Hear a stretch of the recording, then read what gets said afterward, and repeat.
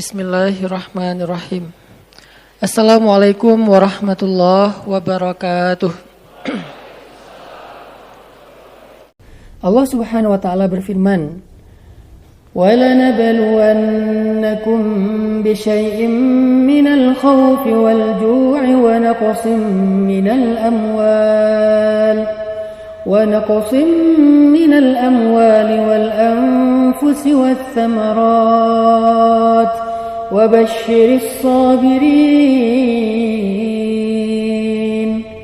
الذين إذا أصابتهم مصيبة قالوا إنا لله وإنا إليه راجعون. Allah Subhanahu wa taala menyampaikan di dalam ayat ini tentang salah satu di antara cara untuk bisa bersabar. Karena sesungguhnya sabar itu adalah ketika kita bisa tenang menghadapi satu ujian atau musibah. Terutama di awal kejadian. Karena suatu ketika Nabi SAW menjenguk seorang ibu yang sedang ditimpa musibah dengan kehilangan salah seorang keluarganya. Kemudian Nabi masuk ke dalam rumah itu, lalu Nabi memberikan nasihat kepada ibu yang sedang dalam keadaan bersedih. Kata Nabi, "La ba'sa, tidak apa-apa. Sesungguhnya musibah ini adalah penggugur dosa." Kemudian perempuan ini mengatakan, "Gak apa-apa, kamu tidak merasakan apa yang saya rasakan." Dia tidak tahu kalau yang berbicara itu adalah Rasulullah SAW. Sehingga kemudian Nabi SAW mengatakan, "Kadzalika idzan." Ya udah kalau begitu, kata Nabi. Nabi minta izin pulang dan Nabi pun pergi. Ketika Nabi sudah pergi, orang-orang memarahi perempuan tadi mengatakan, "Ya amatallah, ibu tahu nggak tadi yang berbicara itu siapa?" Ibu ini menjawab, "Memangnya siapa? Dia adalah Rasulullah SAW yang datang secara sengaja untuk menghibur ibu, mendoakan ibu dengan kebaikan." Makanya Nabi memberikan nasihat, "La ba'sa tahurun insyaallah." Enggak apa-apa, ini sebagai penggugur dosa.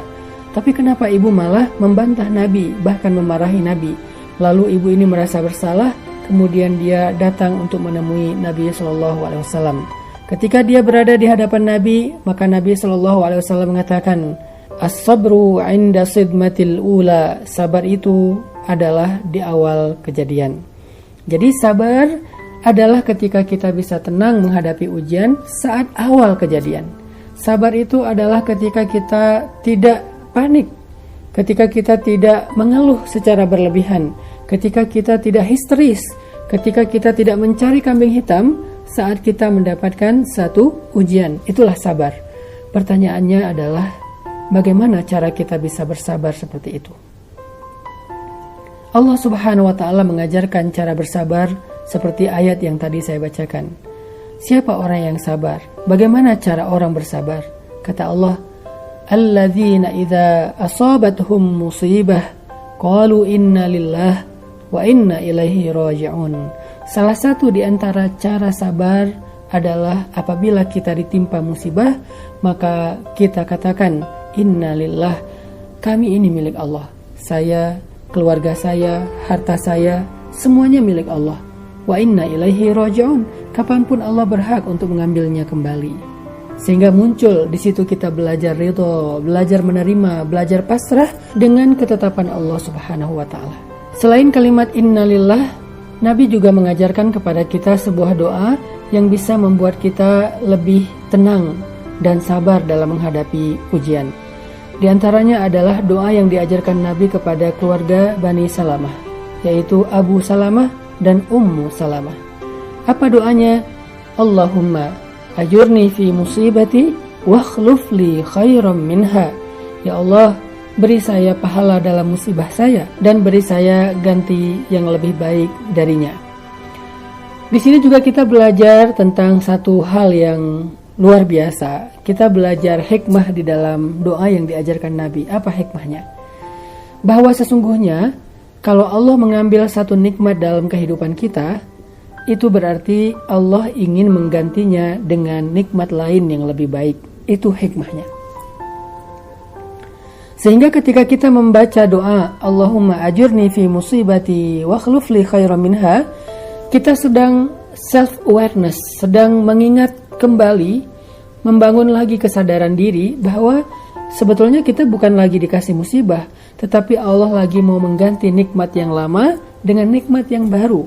Dengan doa tadi kita lagi belajar untuk sadar, untuk ingat, kita bukan sedang kehilangan, kita bukan sedang kekurangan, tetapi kita sedang mau dirubah nasibnya oleh Allah Subhanahu wa Ta'ala menjadi lebih baik.